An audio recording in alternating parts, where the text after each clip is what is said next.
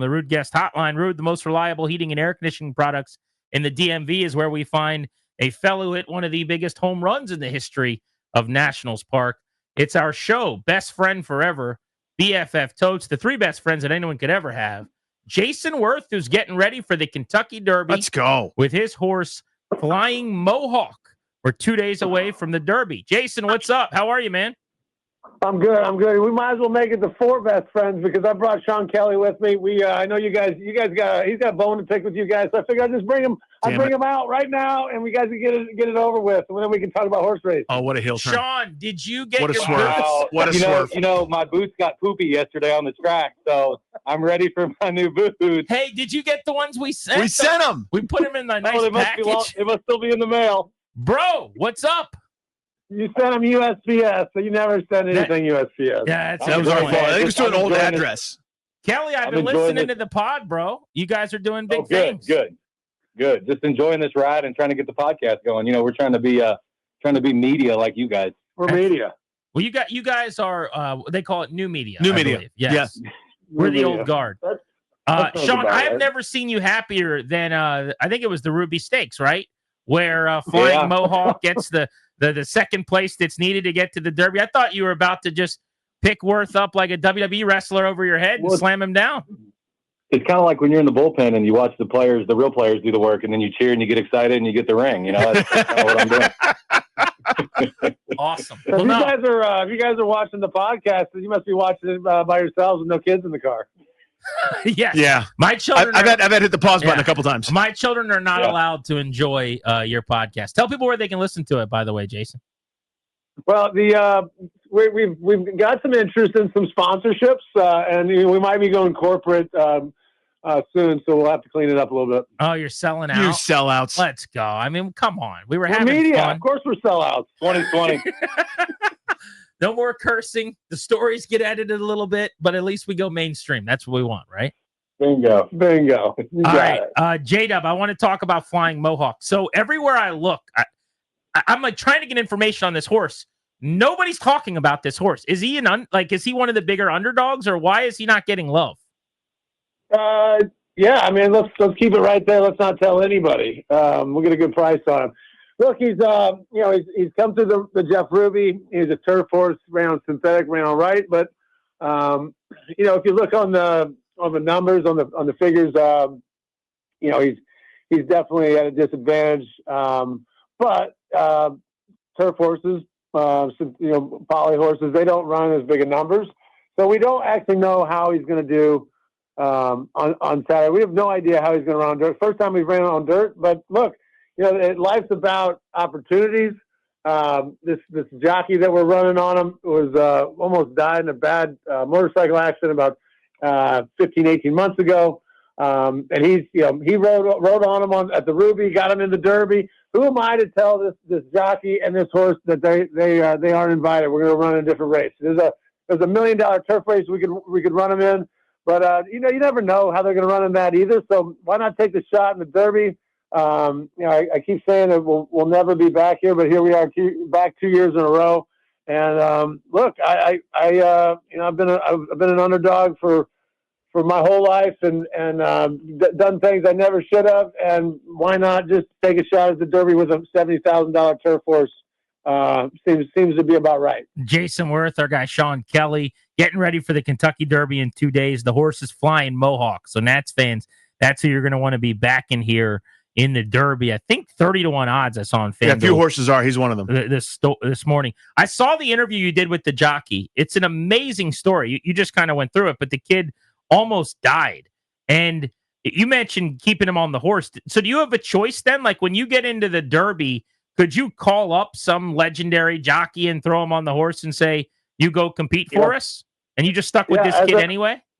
Yeah, no, I'm giving him his chance, man. We're giving him his opportunity. I got my opportunity when two guys got hurt in 2007. Michael Bourne, Shane Victorino went down, and Pat Gillick, he could have traded for somebody. But he said, "I'm giving you your chance." And I didn't come off the field for like 10 years after that. So I'm all about giving people opportunities if they deserve it.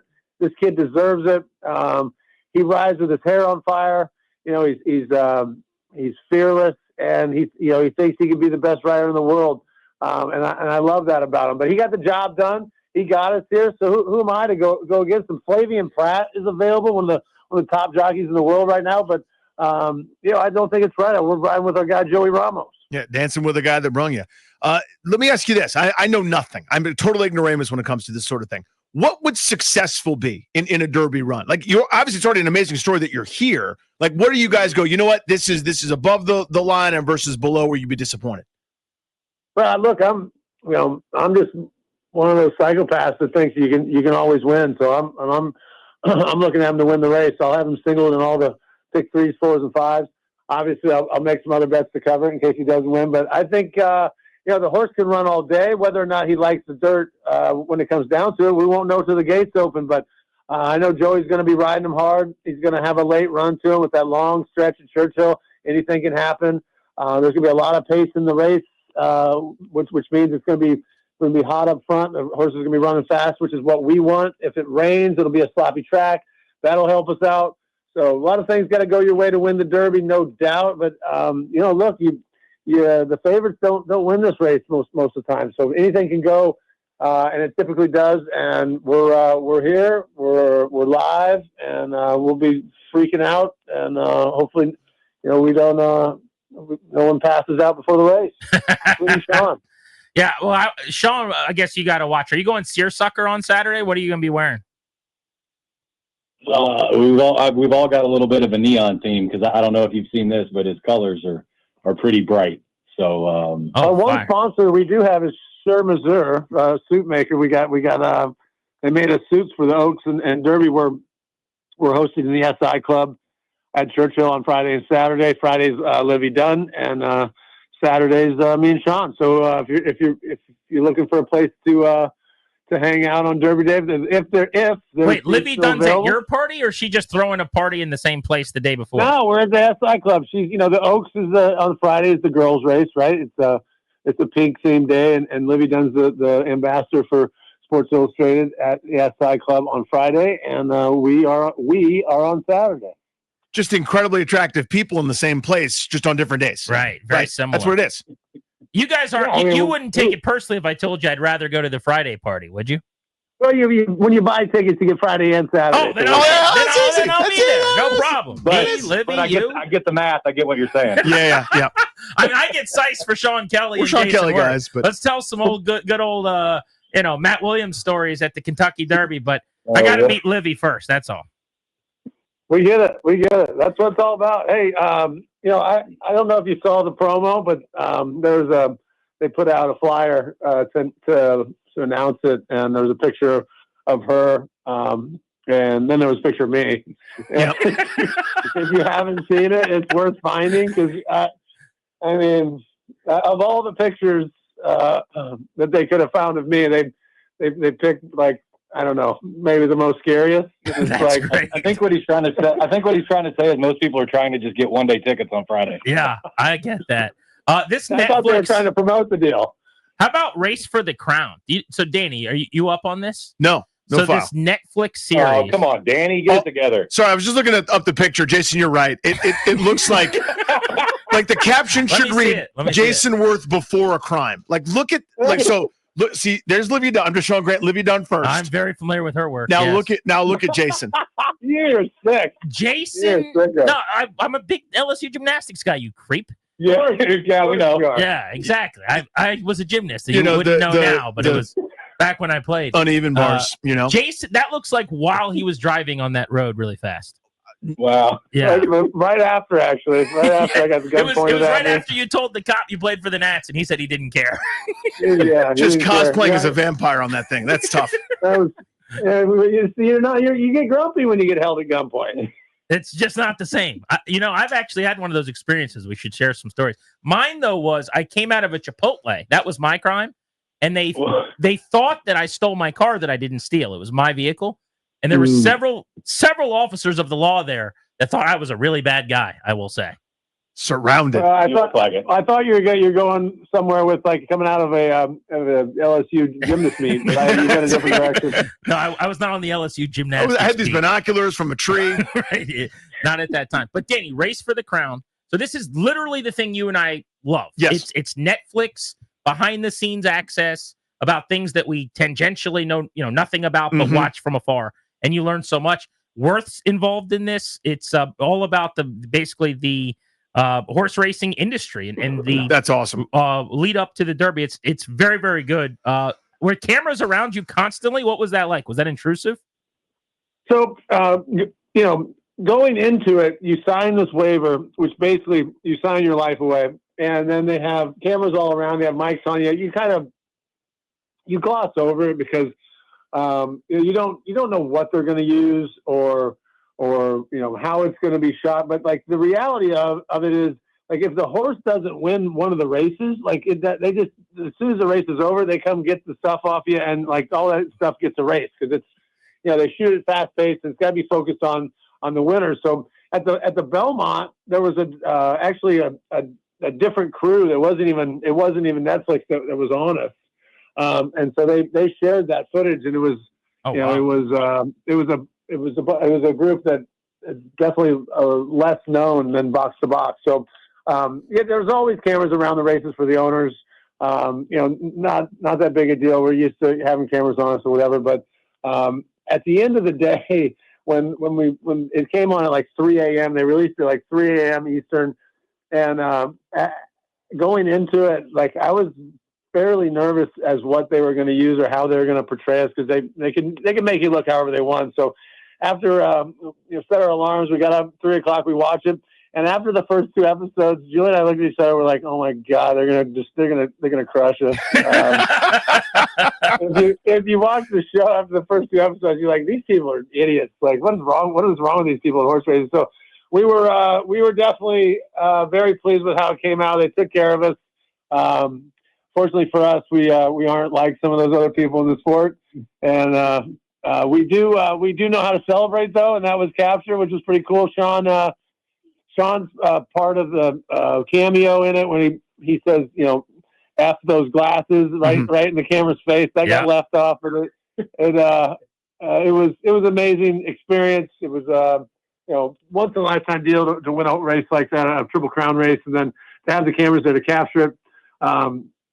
We were just lucky. I mean, I looking back on it, we were like, oh, we might actually make the documentary now that we won a big race. So it was never like we were never going into it thinking that we were actually being the show, right? Because you have to win big race. But it was pretty cool. I thought it was good. You guys enjoy it or I'm midway through it. I've loved it. But this is my favorite thing. We talk about this on the show all the time.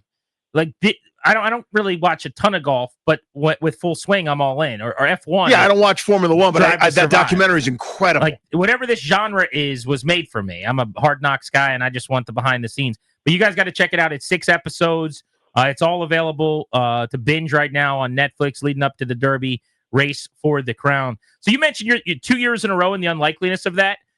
Can you explain just how insane this is? I remember talking to someone, a guest we had on before the Derby last year, and they were basically saying like this was a once in a lifetime thing for you guys to be there, and now you're there this year. And what is the difference? Did you own more of that horse or this horse, or like what is the deal there?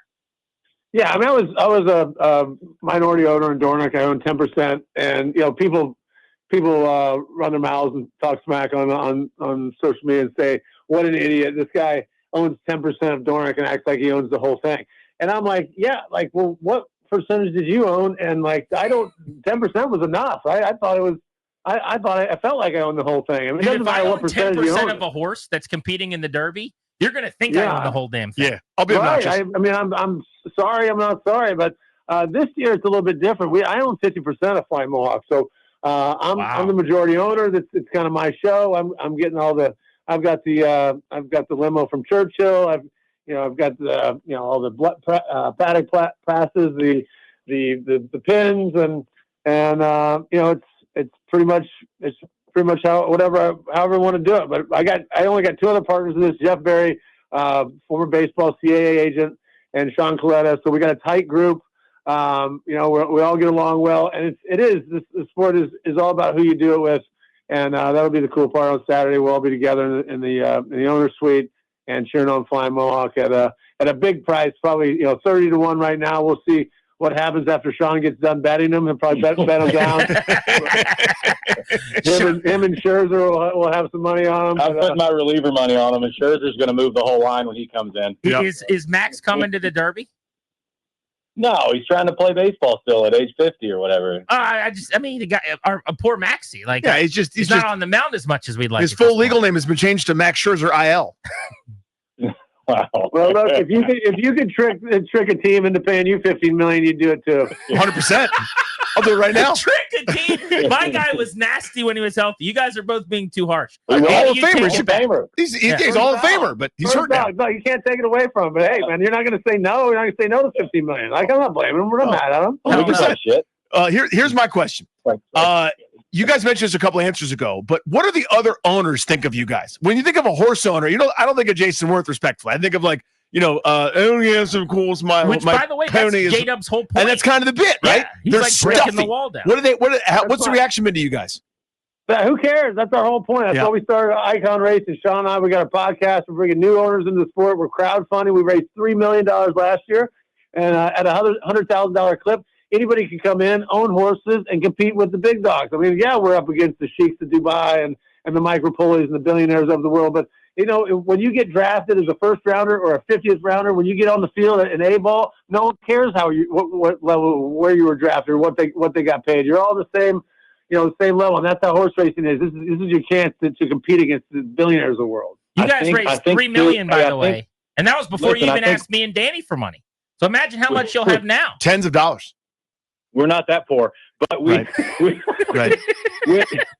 may not be for everyone. We're different than we're the poorest people in the room everywhere we go. But they may talk shit about us in private, but I'll tell you what, they all want a little piece of the fun that we have. So hopefully we change that energy up. Sean, you're a Louisville guy. I remember you were a big Lamar Jackson fan back when you won that bet and we sent you those boots right away. You may remember. Literally any day you're getting them. What color are those? Yeah, I don't know what color they are. Are you wearing those today, by the way? Are you going to wear them to the Derby? You let us know. No, I've got my other ones on that are all muddy. You got some really nice ones, nice boots on right now. Yeah. Those are ours. Those are the ones we sent. The ones we sent them to, by the way. I thought they were gorgeous. Brown or tan, depends on how the light hits them. The light. Do the light when it gets there? Brown. The sun. But you're a Louisville guy. Are they ostrich? Are they the ostrich skins one? What is that? The nicest one, Jason? That's the nicest one, right? It's up there. Top of the line. Yeah. Right. Then those are the ones we sent them for sure. Yeah. There's some rhino involved for some reason. They were made out of like flamingo and dinosaur. Yeah. It was pretty cool. Rhino ass. Get the rhino ass. Right. Yeah. Were you always a horse racing guy, or is this just like your guy Jason's involved and you're going to support his horse? Like, what's your background? Well, look, to be honest, you can't grow up in Louisville and not kind of know what's going on and kind of pay attention more than anybody else. But I wasn't crazy into it. To me, this is all stuff. Even growing up here and playing in the big leagues is just not real. Like, you don't do this unless you're a billionaire or you got a million horses or born into it. So for me to be able to be on this ride with Jayson and be his hype man and make those cameos on Netflix, cheering him on is an unbelievable ride for me as well. It never dawned on me, Danny, but maybe this is all Kelly's fault. He could have built the bridge all these years. He was coming in studio. He's our guy. He's Jason's guy. But he could have been the ambassador between the two warring nations. Why didn't you bring the two countries together? You had years to do it. To end this opportunity feud. lost, guys. You can't go back. You guys had your chance. The amount of great segments we missed out on is unbelievable. I blame Sean Kelly. You guys thought I was somebody that I wasn't. You ran your mouths one too many times. Oh, Sean tried to cover it up, but hey, here we are. We're all friends now. Ask him what he thinks of his critics. I already know. We heard that publicly. Yeah. The only thing that was missing during that was when he said, Brett and Danny can, instead of if you knew our names, you would have. Yeah. Although I would have, let's be honest, that would have been so much better. That would have been the greatest promo of all time for us. Yeah.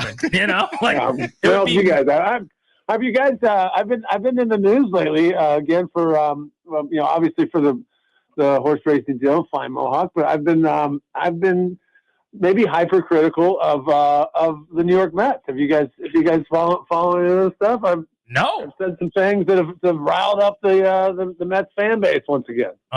We've been on the wrong end of that fan base's anguish a couple of times. They're very loud and annoying. Yeah, we all agree on that. I thought it'd be funny because Mike Rapoli, he's a Mets fan. He's one of the biggest owners of the sport. He's a big rival of mine, obviously. In this sport, he runs the Mets colors. He was on the Netflix documentary. You might have seen it. He's from Mike from Queens. I thought it'd be funny to start taking shots at the Mets just for fun. And then now I'm getting death threats again. Now the death threats. Here come the death threats by the Mets fans. But it's all good. I just figured maybe they could take a joke, because like they kind of are a joke. So it's like maybe you can take jokes. I don't know. But let's be honest. You played for the Nats. You played for the Phillies. You don't buy many drinks in those towns. You don't care what Mets fans think. No. It's just fun to, there's not really many rivalries in horse racing. It's fun to ruffle some feathers and get Mike Rapoli all fired up. He hasn't even seen my comments yet. I don't even know if he cares. He's got other things to worry about. I know he's busy drinking vitamin water. I don't know, but we drew the post next to him in the race. So our suite is right next to his, and it's like there's like this little brick wall, and the chairs, the sofas kind of line up next to each other. So your heads are right next to each other. So like we won't be but 3 feet apart all Saturdays. It should make for some good banter and good times. We need to liven the sport up of horse racing. I think it's the greatest sport in the world. It's awesome sport for retired athletes. We started Icon Racing to bridge the gap and bring new owners into the sport. And it can just be an unbelievable experience. I never thought we'd be here, back to back 2 years in a row in the Kentucky Derby, but here we are. And moving forward, we got Icon Racing and iconracing.com. Check us out. All right, so I got a dumb horse racing question before we let you go then. I've heard you guys talk on the pod about like the post position, and there are certain ones I feel like that either you can't win from or that are really bad. So what did you guys draw? I guess it sounds like that's already happened. And what's good and bad there? Like what did you draw? You're really up to date on this horse racing thing. So on last Saturday, they did the draw. They've done it for the last 150 years.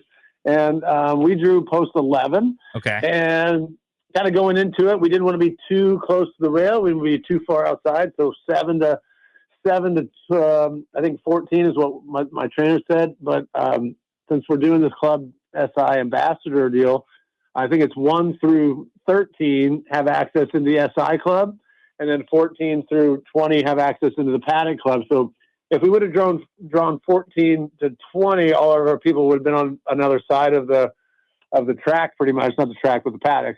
So I was hoping for like 13 to like maybe 7. So 11 was right in the middle of that. So I think we drew a good post. It's going to be a good time. We got all my family and friends are coming. I tell people, in professional sports, you win with your teammates, you win and lose with your teammates. You do it on the field with the guys that you have to be around. You make it work. And then if you win at the highest level or any level, you wave to your family and friends up in their seats, up in the booth, whatever it is. And then later, maybe you meet them in the tunnel for a moment, and you try to recreate, that moment of winning and just the joys of all that. But the moment's lost, right? It's 15, 20 minutes go by. In horse racing, you win and lose with your favorite people, your friends, your family, your kids, your parents, and it creates a bond, everlasting experience. It's unlike any other sport, and that's what's cool about horse racing. That's what we're offering with Icon Racing. Well, it's going to be cool. Awesome, we're going to be rooting for you, Flying Mohawk. I'm sure there will be. It's going to be a heck of a party. I hope it's a lot of Nats showing up and hanging out. I'm sure you'll have the VIP list. I saw you had Matt Williams on it, so he'll be there. He'll be there. He's going to be front and center, and then CB Buckner's on the list, which I didn't see coming either. So it's quite a list you put exclusive together, J-Dub. Yeah. That one got me. Well, you know what? Let's let bygones be bygones. And hey, he's ready for the moved weekend. on to horse racing. I'm even on your show. It's like the 3rd or 4th time I've come on your show. You guys get Matt on here. Let's. Oh, that's a great idea. We'll try to make that You happen. know what? That's a great bit. We're going to work on that. I've got my Marga hat on right now. I'm here to make horse racing great again. Let's do it. All right, I'm gonna get a Flying Mohawk hat. I won't get it in time for the race, I guess, but I'm gonna have to support. All right, now how does that work? Jackson's got a website. He's slinging merch. There we go. Flyingmohawk.com. We'll have some stuff up on our website, iconracing.com, going forward. Yeah, man, let's get you guys maybe up to the Preakness if we end up there. Hell yeah. If you guys are in the Preakness, we'll see you there. Sean, we miss you, buddy. Be good. See you, boys. Miss you guys too. Thank you. All right, guys. Stay easy. The boots, by the way, I just checked. They should be delivered like noon tomorrow, so you'll have them in time. Gotcha. You'll have them. 8 p.m., right? Mm-hmm. Our guy, Sean Kelly. From those tan ostriches. And our guy, Jayson Werth. Kentucky Derby. How about that? Flying Mohawk. 2 days away. Man. First of all, what a ride we just went on. That was a lot of things happened. Didn't see Sean Kelly joining us. We didn't have that in the office pool. No. We know the dump button works, so we're good there. Good. That was a good test of we everything. only had 2 bad words. Yeah, 25 minutes with the lads. That's not bad.